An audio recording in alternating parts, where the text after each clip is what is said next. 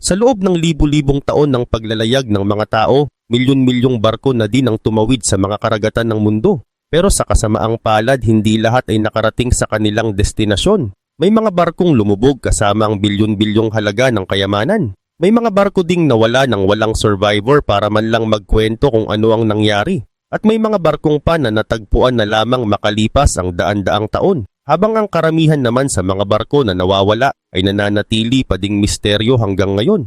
Mula sa isang barkong puno ng ginto na naging dahilan ng malaking krisis sa ekonomiya, hanggang sa isang ghost ship na gumala sa Arctic ng halos 4 na dekada, sa video na ito tatalakayin natin ang mga pinakamisteryoso at pinakakamanghamanghang shipwrecks na natagpuan sa kasaysayan.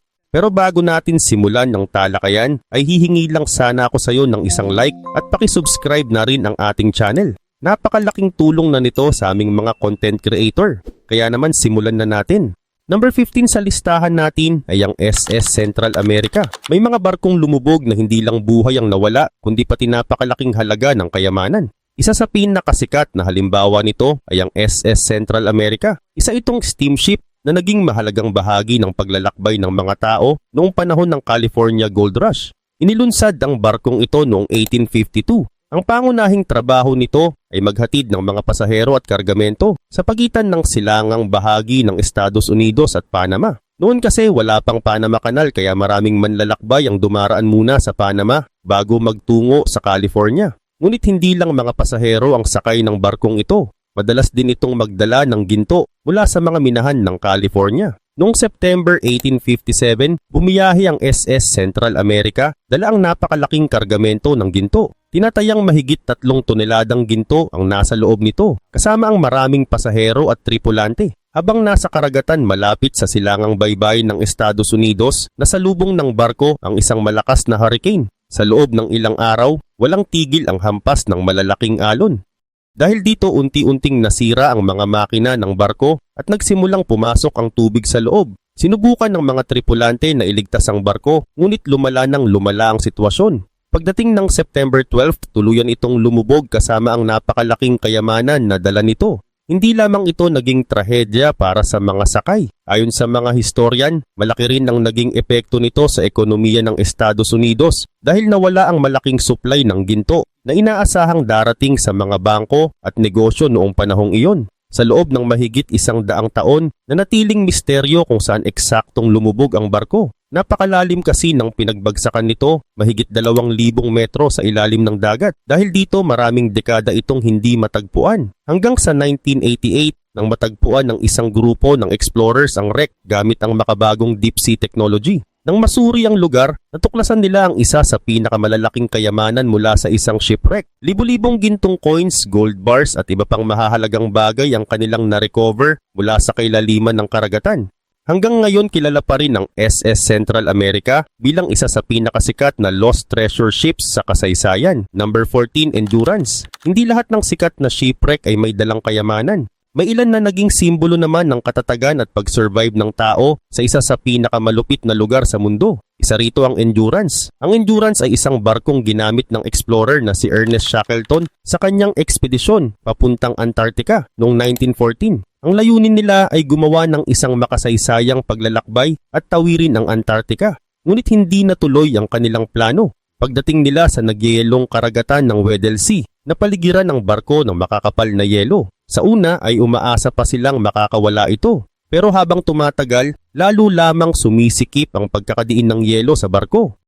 Para itong pandurog na unti-unting pinipiga ang katawan ng Endurance. Ilang buwan silang natrap sa gitna ng nagyayelong karagatan. Habang lumilipas ang panahon, nagsimulang mabiyak at madurog ang katawan ng barko dahil sa napakalakas na pressure ng yelo. Noong October 1915, napilitan si Shackleton na iutos ang pag-abandona sa barko. Kinuha nila ang mga mahahalagang kagamitan at lifeboat bago tuluyang lumubog ang Endurance. Ang nakakabilib, kahit nawala ang kanilang barko, nakaligtas ang buong crew matapos ang isang napakahirap na rescue journey na kinikilala ngayon bilang isa sa pinakadakilang survival stories sa kasaysayan.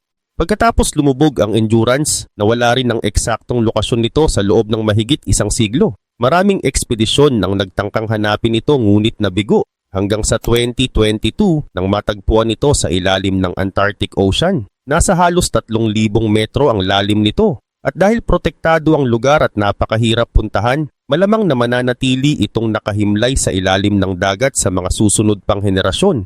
Number 13, The Hanli. Bago pa magkaroon ng mga modernong submarine ngayon, may isang maliit na sasakyang pandagat na nagpakita na posible palang umatake mula sa ilalim ng tubig. Ito ay ang Hanli. Ginawa ito noong panahon ng American Civil War at isa ito sa pinakaunang submarines na ginamit sa tunay na labanan. Napakaliit ng sasakyang ito. Humigit kumulang 12 metro lamang ang haba nito. 8 katao lang ang kailangang sumakay sa loob at wala pa itong makina gaya ng mga submarine ngayon. Sa halip, mano-manong iniikot ng crew ang isang crankshaft upang paandarin ang propeller nito. Masikip, mainit at napakahirap galawin sa loob. Ngunit sa kabila nito, naging bahagi ito ng isang makasaysayang operasyon. Ang pangunahing sandata ng Hanli ay isang explosive charge na nakakabit sa mahabang poste sa harapan ng submarine. Kailangan nitong lapitan ng target, idikit ang pampasabog at saka ito pasabugin. Noong February 1864, matagumpay nitong sinalakay ang isang barkong pandigma ng Union Navy. Ito ang kauna-unahang pagkakataon sa kasaysayan na may submarine na nakapagpalubog ng kalabang barko sa aktwal na digmaan. Pero matapos ang tagumpay na yon, hindi na nakabalik ang Hanli. Bigla itong nawala sa karagatan kasama ang buong crew nito. Ang pinakamalaking tanong ay kung bakit ito lumubog. May mga theory na maaaring naapektuhan ito ng sarili nitong pagsabog. May nagsasabing nagkaroon ng problema sa loob ng submarine. May iba namang naniniwalang pinasok ito ng tubig habang pabalik sa kanilang base. Ngunit hanggang ngayon wala pa ring iisang sagot na lubos na napapatunayan. Noong 1995, natagpuan muli ang Hanli matapos itong mawala ng mahigit 100 taon. At noong 2000, matagumpay itong naiahon mula sa ilalim ng dagat. Dahil dito, mas marami pang nalaman ng mga historian tungkol sa mga unang submarine sa kasaysayan. Pero kahit nasa kamay na ng mga eksperto ang mismong wreck, nananatili pa rin ang pinakamahalagang misteryo. Ano nga ba talaga ang nangyari sa Hanli sa gabing matagumpay nitong naisagawa ang unang submarine attack sa mundo? Number 12. The luxury ship that couldn't survive one mistake. May mga barko na ginawa para maging simbolo ng ganda, yaman at modernong teknolohiya. Pero minsan, kahit gaano pa ka-advance ang isang barko, isang pagkakamali lang ang pwedeng magdulot ng malaking trahedya. Isa sa pinakamagandang halimbawa nito ay ang Andrea Doria. Noong 1950s, isa ito sa mga ipinagmamalaking passenger ship ng Italy. Para itong lumulutang na luxury hotel sa gitna ng dagat. May mga mamahaling dining room, swimming pool at mga interior na puno ng Italian art. Para sa maraming pasahero noon, ang pagsakay dito ay bahagi na mismo ng bakasyon. Ngunit noong July 1956, habang papalapit na ito sa New York matapos bumiyahe mula Europe, biglang nagbago ang lahat. Makapal ang hamog sa karagatan ng gabing iyon. Dahil halos walang makita, napakahalaga ng tamang paggamit ng radar at tamang pagtansya sa galaw ng ibang barko. Sa kasamaang palad, nagkasalubong ang Andrea Doria at isang Swedish passenger ship na tinatawag na Stockholm. Napakalakas ng banggaan. Tumama ang matibay na unahan ng Stockholm sa tagiliran ng Andrea Doria at nag-iwan ng malaking butas sa katawan nito. Mabilis na pumasok ang tubig sa loob. Unti-unting tumagilid ang barko hanggang sa naging mahirap nang gamitin ang marami nitong lifeboat. Sa kabila nito, naging maayos ang paglilikas sa karamihan ng mga pasahero. Tumulong din ang mga kalapit na barko na agad rumesponde sa emergency. Pagkaraan ng ilang oras, tuluyan nang lumubog ang isa sa pinakamagagandang barko ng panahon nito. Pagkatapos ng insidente, maraming investigasyon ang isinagawa. Sinuri ng mga eksperto ang paggamit ng radar, bilis ng mga barko, at maging ang disenyo ng mga compartment na dapat sana ay pumipigil sa pagpasok ng tubig. Pero hanggang ngayon wala pa ring iisang dahilan na itinuturing na tanging sanhi ng sakuna. Sa kasalukuyan, nakahimlay pa rin ang wreck ng Andrea Doria sa ilalim ng Atlantic Ocean. Dahil sa malalakas na agos at unti-unting pagkasira ng barko, itinuturing ito ng maraming divers bilang isa sa pinakamapanganib na shipwreck dive sites sa mundo. Number 11, the ship that answered Titanic's final call. Bago pa man ito lumubog sa sarili nitong trahedya, naging bahagi muna ito ng isa sa pinakasikat na rescue mission sa kasaysayan. Ito ang RMS Carpathia. Noong April 1912, habang lumulubog ang Titanic sa nagyayelong North Atlantic, isa ang Carpathia sa mga barkong nakatanggap ng distress signal. Kahit malayo pa ito sa lugar ng sakuna, agad itong nagbago ng direksyon at nagmadaling tumulong.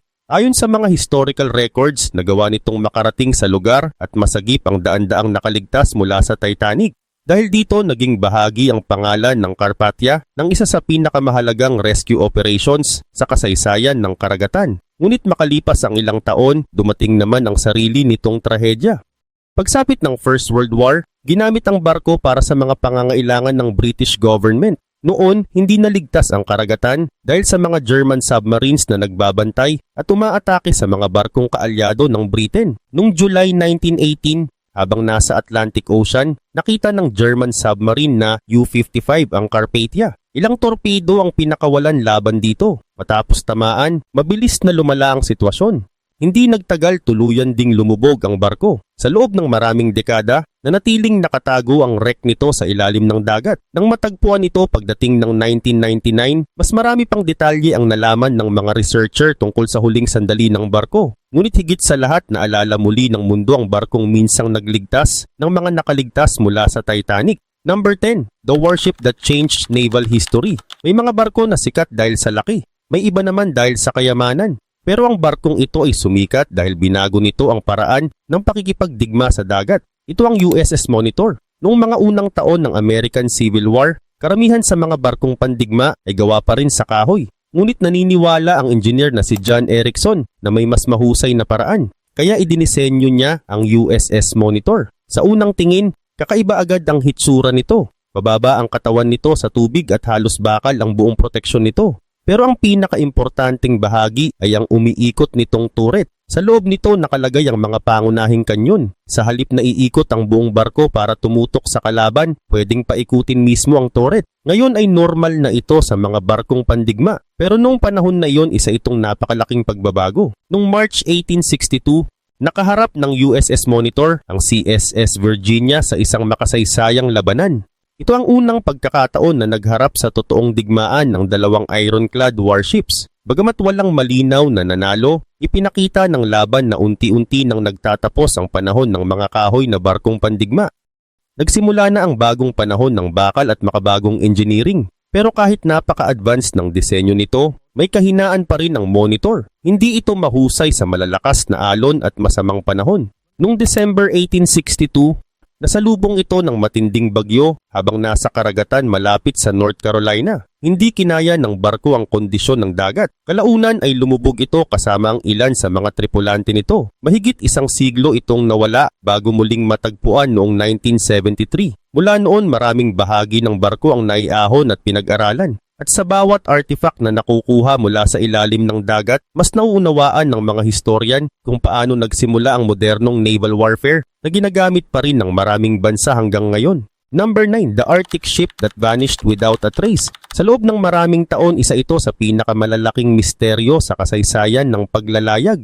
Dalawang barko, mahigit 100 tao, at isang ekspedisyon na tila nilamon ng nagyayelong mundo ng Arctic. Isa sa mga barkong iyon ay ang HMS Terror. Noong unang bahagi ng 1800s, ginawa ang HMS Terror bilang barkong pandigma ng British Royal Navy. Matibay ang pagkakagawa nito dahil orihinal itong dinisenyo para magdala ng malalakas na mortar na ginagamit laban sa mga kuta sa baybayin. Pero kalaunan, may mas malaking misyon itong haharapin, ang Arctic.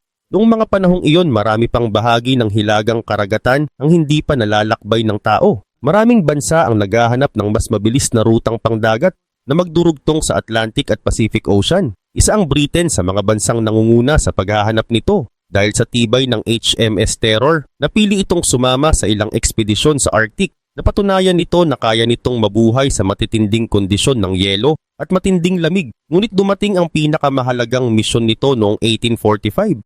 Kasama ang sister ship nitong HMS Erebus, ipinadala ang HMS Terror sa ilalim ng pamumuno ni Sir John Franklin upang hanapin ang mga natitirang bahagi ng Northwest Passage. Kumpiyansa ang lahat bago sila umalis. May dala silang makabagong kagamitan para sa panahong iyon. Pinatibay ang mga barko para sa yelo at nilagyan pa ng steam engines upang makatulong sa paglalayag. Pero pagkatapos nilang makarating sa Arctic, bigla silang nawala. Walang nakabalik. Walang nakapagbigay ng paliwanag kung ano ang nangyari.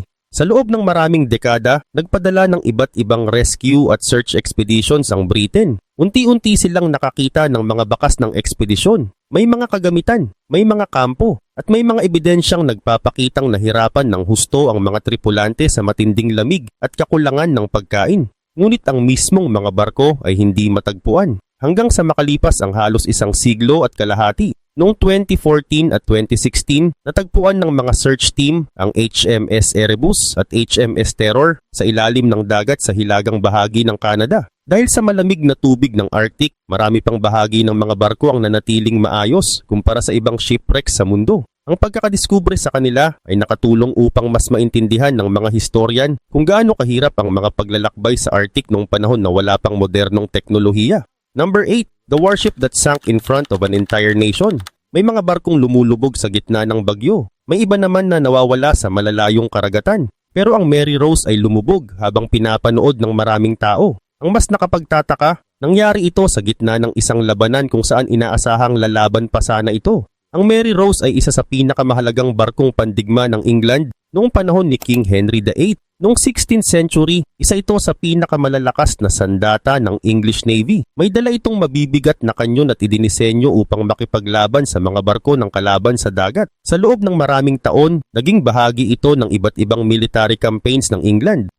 Ngunit noong July 1845, July 1545, dumating ang araw na magtatapos ang serbisyo nito. Habang naghahanda ang English fleet laban sa mga barkong Pranses, biglang tumagilid ang Mary Rose. Ilang sandali lamang ang lumipas, mabilis itong napuno ng tubig at lumubog. Nangyari ang lahat sa harap ng maraming saksi. Dahil dito agad na nagsimula ang mga tanong. Ano ang totoong dahilan? May mga historian na naniniwalang maaaring pumasok ang tubig sa mga bukas na gunports habang lumiliko ang barko. May iba namang nagsasabing maaring naging problema ang bigat ng mga armas at kagamitan na nasa loob.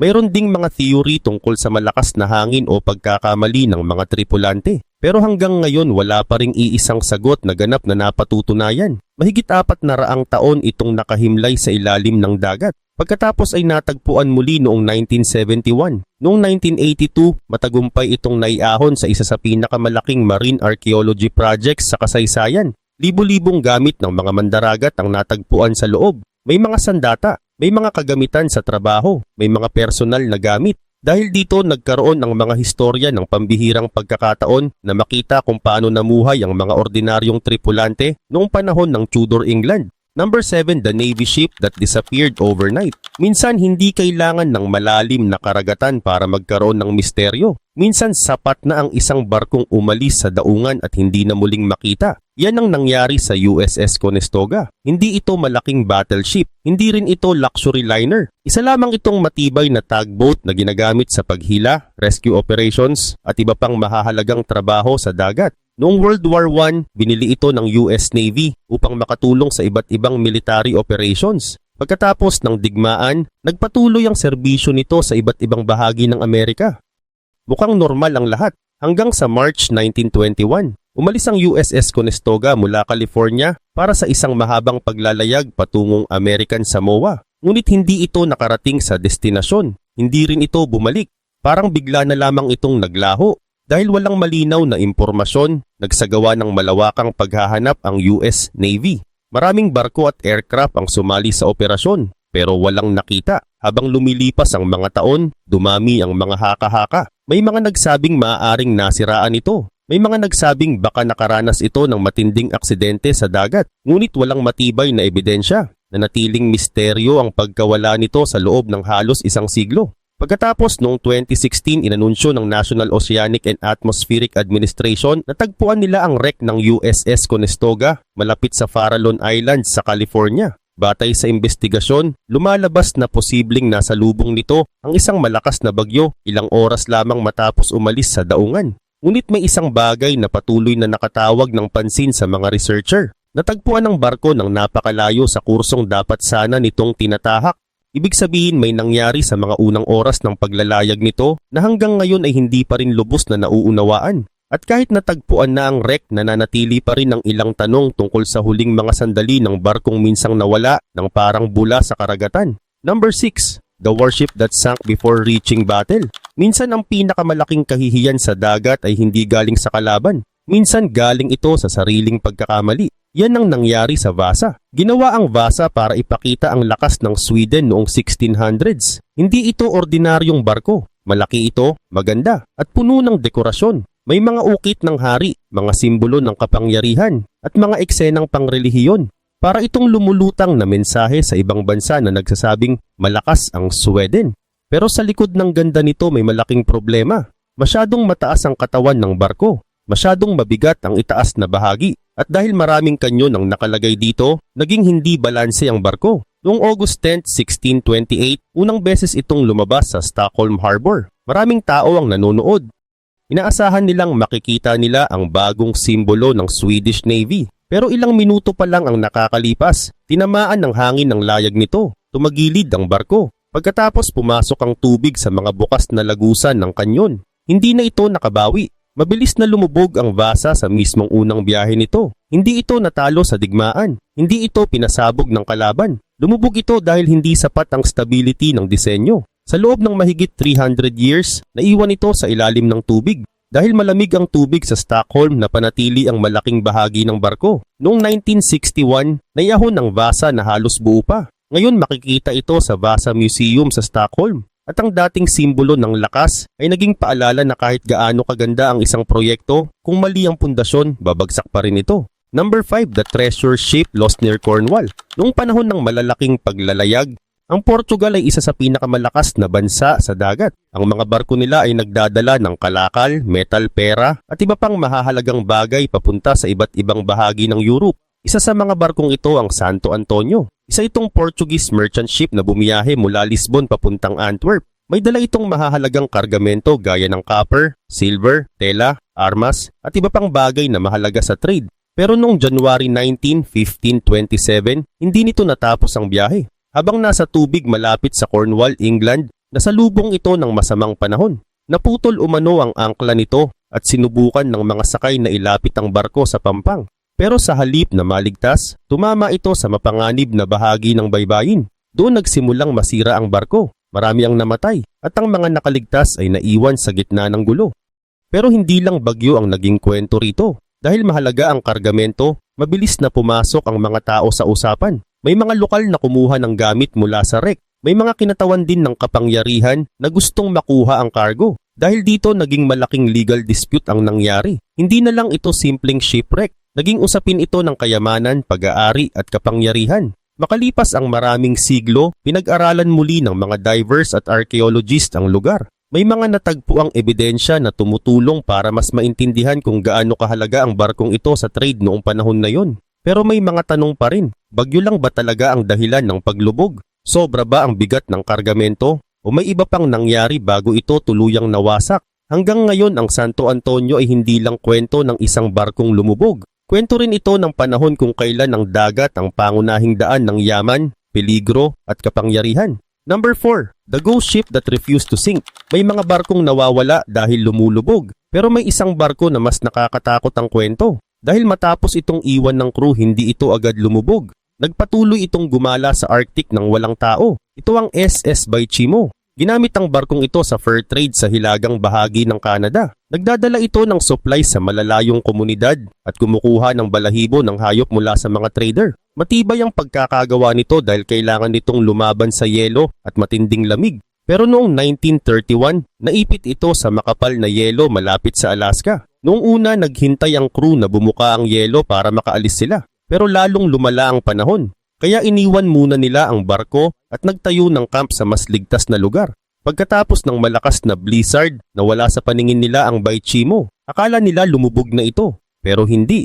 Makalipas ang ilang araw, nakita ulit ang barko na palutang-lutang sa ibang lugar. Nakuha pa ng crew ang ilan sa mga kargamento nito. Pero hindi na nila nailigtas ang mismong barko. Inakala nilang katapusan na iyon.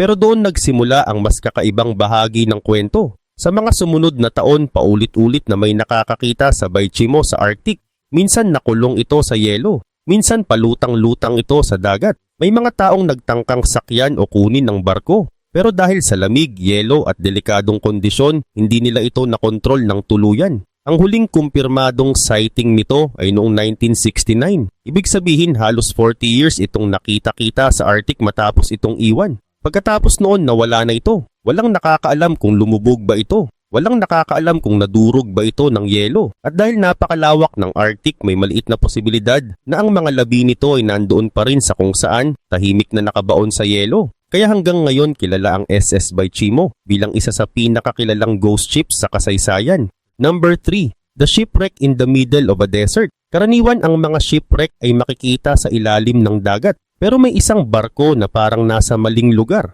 Ito ang Edward Bolen. Noong 1909, habang bumibiyahe malapit sa Skeleton Coast ng Namibia, naipit ito sa mababaw na bahagi ng dagat dahil sa makapal na hamog at mapanganib na baybayin. Ligtas namang nakalabas ang mga sakay, pero naiwan ang barko. Habang lumilipas ang mga taon, unti-unting umurong ang dagat at lumawak ang disyerto. Dahil dito, ang dating barkong nasa tabing dagat ay napunta sa gitna ng buhangin. Ngayon, nasa daan-daang metro na ito mula sa kasalukuyang baybayin. Dahil sa tuyong klima ng Namib Desert na natiling makikita ang malaking bahagi ng wreck hanggang ngayon. Kaya naman isa ito sa pinakakakaibang shipwreck sa mundo. Isang barkong pangdagat na tila naligaw at napadpad sa gitna ng disyerto. Number 2. The treasure ship worth billions. Kung may isang shipwreck na madalas tawaging Holy Grail ng mga treasure hunters, ito ay ang San Jose. Isa itong Spanish galleon na lumubog noong 1708 habang may dalang napakalaking kayamanan mula sa South America.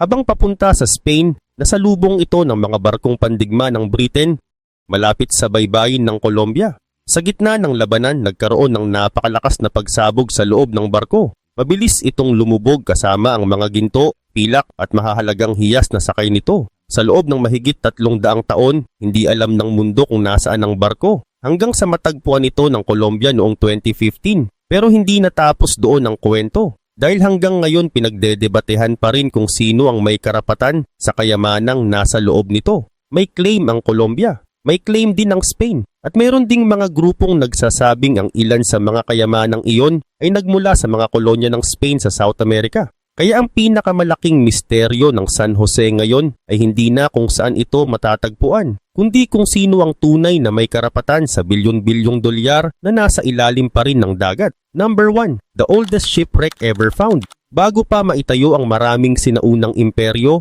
may mga tao nang naglalayag at nakikipagkalakalan sa dagat. Patunay nito ang Dokos shipwreck. Natagpuan ito malapit sa maliit na isla ng Dokos sa Greece at itinuturing ng maraming archaeologists bilang isa sa pinakamatandang shipwreck na natuklasan sa mundo. Tinatayang lumubog ito mahigit 4,000 years ago noong Bronze Age. Nang pag-aralan ng lugar, nakakita ang mga researcher ng napakaraming piraso ng pottery, mga gamit sa pang-araw-araw na buhay at mga stone anchor. Ipinapakita ng mga bagay na ito na meron ng organisadong kalakalan sa pagitan ng iba't ibang komunidad kahit libu-libong taon na ang nakalipas. Kahit halos wala nang natira sa kahoy ng barko, napakahalaga pa rin ng mga artifact na naiwan nito. Dahil dito mas nauunawaan ng mga historian kung paano namuhay, naglakbay at nakipagkalakalan ang mga tao noong sinaunang panahon. At kahit alam na natin kung saan ito lumubog, may mga tanong na malamang ay hindi na masasagot kailanman. Sino ang mga taong nagmamay-ari nito? Ano ang eksaktong nangyari sa kanilang paglalayag?